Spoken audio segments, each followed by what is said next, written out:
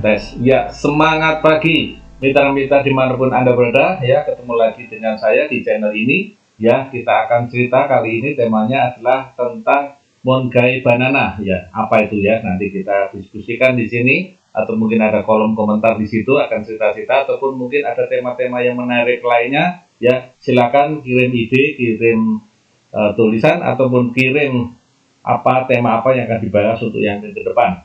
Nah teman-teman semua, mitra-mitra semua, dimanapun Anda berada, semoga sehat selalu. Kali ini temanya tentang Mongai Banana. Apa itu? Ya, harganya bisa mencapai Rp80.000 per sisirnya ya.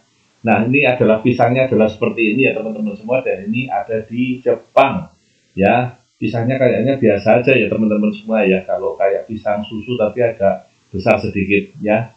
Nah kita ikuti ya teman-teman semua, mitra-mitra semua, tentang Mongai Banana ini.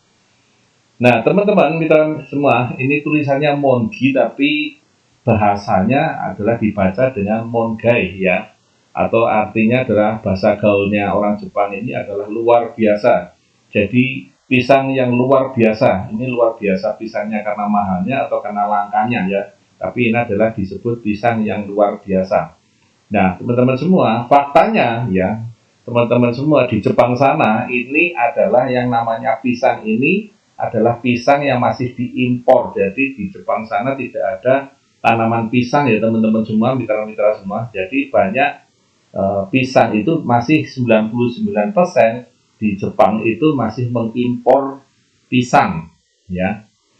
Nah pisang ini dikembangkan, pisang Mongai ini dikembangkan oleh namanya Setsuso Tanaka, berumur 78 tahun, yang sudah hampir 40 tahun meriset pisang ini ya teman-teman semua. Beliau adalah seorang manajer pengembangan pada DNT Farm di Okayama, Jepang. Nah misinya adalah dia kepengen mendapatkan pisang yang lezat, yang aman, dan kulitnya bisa dimakan. Jadi ini riset yang luar biasa panjang selama 40 tahun, dan beliau mendapatkan pisang Mongai ini ya, atau Mongai Banana ini ya. Nah pisang ini dikembangkan oleh Tanaka ya melalui varietas Gros and Michel, di mana ini pernah berkembang ataupun beredar global di Jepang dari awal tahun 1900 hingga 1050-an.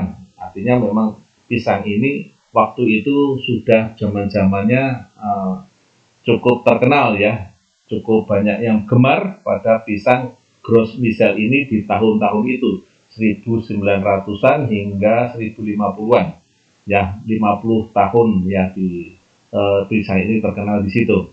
Karena apa? Karena memiliki kulit pisang yang paling tipis di antara pisang yang diimpor kala itu. Jadi pada waktu itu ya Pak Tanaka ini meriset pisang di mana yang memiliki kulit pisang paling tipis, yaitu Gros Michel, yang pada tahun yang sudah terkenal di tahun 1900 hingga 1950-an ya.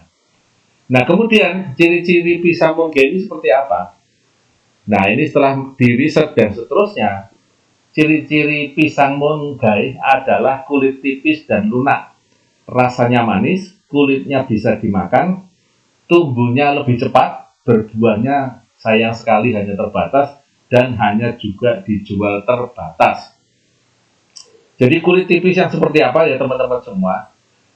Pembuatan pisang Mongai ini yaitu dilakukan dengan cara freeze thaw awakening. Ya ini yang membuat kulit pisang makin tipis dan lunak. Karena itu kalau dibuka mungkin saking lunaknya agak kesulitan ya, maka mendingan kulitnya dimakan, karena memang kulitnya bisa dimakan dan rasanya manis. Jadi bukan ada gimana-gimananya gitu, tetapi kulitnya bisa dimakan dan rasanya manis ya, saking tipisnya. Nah kemudian dari hasil pengukuran pisang Mongai ini, kandungan gulanya sebesar 25,3 gram per 100 gramnya. Sedangkan pisang pada umumnya rata-rata hanya 18,3 per gram ya, sedangkan pada pisang Cavendish hanya sekitar 18 gram gula per 100 gramnya. Bisa dibayangkan hampir 2 kali lipat ya kurang lebih sekitar 1,5 kalinya ya teman-teman semua. Kemudian benar kulit pisang bisa dimakan dan mengandung vitamin B6 dan magnesium. Juga kaya akan triptofan yang berfungsi menstabilkan pikiran dan membuat tidur lebih nyenyak ya. Kabarnya rasanya seperti selada. Jadi teman-teman semua bisa dibayangkan kulit pisang rasanya seperti selada. Jadi saking tipisnya dan ada rasa keresnya ya barangkali di situ ya. Kemudian kultivasi atau periode kultivasi pisang selama 2 tahun dapat dipersingkat menjadi 6 bulan saja. Nah ini keren ya. Periode kultivasinya yang harusnya 2 tahun dipersingkat menjadi 6 bulan saja. Suhu dingin yang diperkirakan memicu pertumbuhan pisang dengan cepat. Jadi adanya suhu dingin yang dipakai pada teknik freeze-thaw awakening ini ya diperkirakan memicu pertumbuhan pisang dengan cepat. Kemudian pisang ini masih dikembangkan di DNT Farm Okayama ya. Jadi pisang ini masih dalam riset dan masih dikembangkan lagi dalam jumlah yang agak besar, tentu saja dikembangkan dalam jumlah yang besar di DNT Farm di Okayama di Jepang. Artinya masih dikembangkan di sana. Kemudian pisang ini ya, informasi awalnya masih dijual di seputaran drugstore Tenmanya Okayama ya. Ada beberapa yang sudah diekspor, dan kalau sudah diekspor tentu saja harganya lebih mahal, dan di harga di sana adalah 10 sisir ya, setiap dijual hanya sekitar 10 sisir atau 13,5 kilo per minggunya ya, dengan harganya kurang lebih sekitar 648 yen. Nah ini kalau dirupiahkan kurang lebih sekitar 80.000 rupiah.